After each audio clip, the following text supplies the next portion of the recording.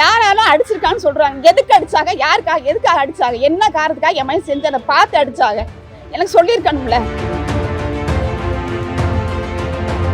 யார் எடுத்ததை பார்த்தது? இந்த நிக்கிதான்ற மேடம் வந்து பொய் புகார் கொடுத்துருக்காங்க. யார் சொல்லி கொடுத்தாங்க?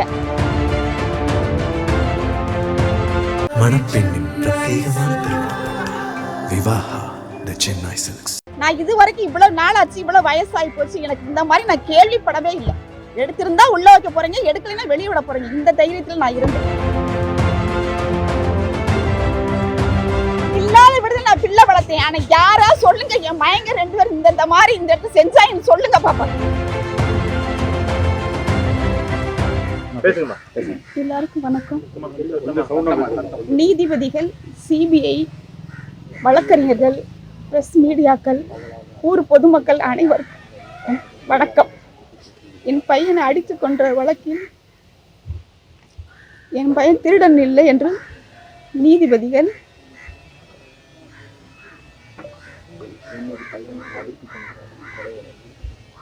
அடித்து கொன்ற கொலை வழக்கு உத்தரவு போட்டிருக்காங்க. அது வந்து மனசுக்கு ரொம்ப சந்தோஷமா இருக்கு. இருந்தாலும் கூட என் மயம் போனதை தாங்க முடியாத வருத்தமும் இருக்கு. 11 மணிக்கு நடந்திருக்கு கோயில்ல. எனக்கு தெரியப்படுத்தவே இல்லை. 11 மணிலேருந்து 2 மணிக்கு தான் ஸ்டேஷனில் கூட்டி கொண்டு விட்டுருக்காங்க. வேர்த்தையெல்லாம் ஒரு காரணம் சொல்லி கூட்டி கொண்டு விட்டுருக்காங்க. ஏன் எனக்கு தெரியப்படுத்தலை?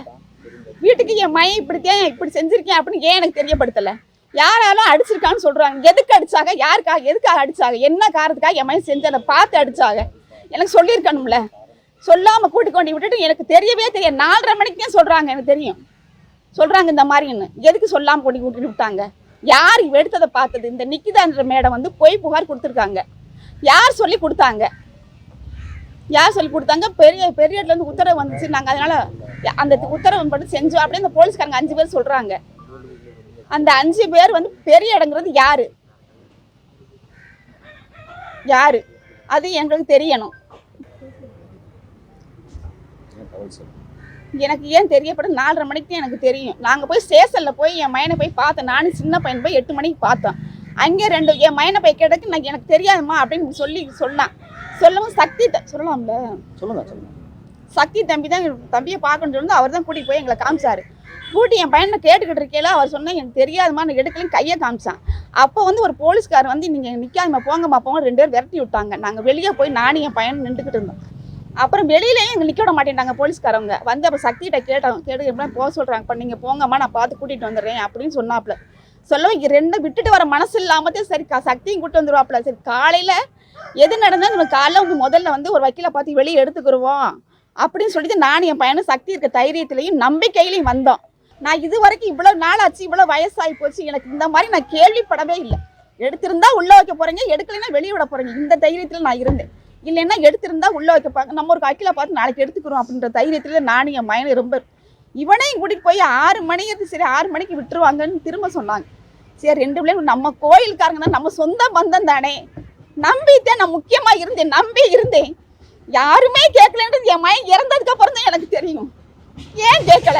யார் எடுத்ததை பார்த்தது யாரு? என் மகன் திருடனி எடுத்தது பார்த்தது யாரு? நான் அப்படி பிள்ளை வளர்க்கவே கிடையாது. இல்லாத விடுதேன் நான் பிள்ளை வளர்த்தேன். ஆனா யாரா சொல்லுங்க, என் மயங்க 2 பேரும் இந்த மாதிரி இந்த இடத்துல செஞ்சா எனக்கு சொல்லுங்க பாப்பா. இப்பவே நான் சாகுறேன்.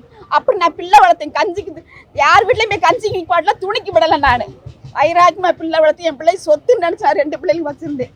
ஆனா கடைசி ஊர் போய் கூட கும்மி அடிச்சு விட்டுட்டாங்க. அந்த நிக்கிதான்றவங்கள கைது பண்ணணும். மணப்பெண்ணின் பிரத்யேகமான திருமணம் விவாஹா தி சென்னை சில்க்ஸ்.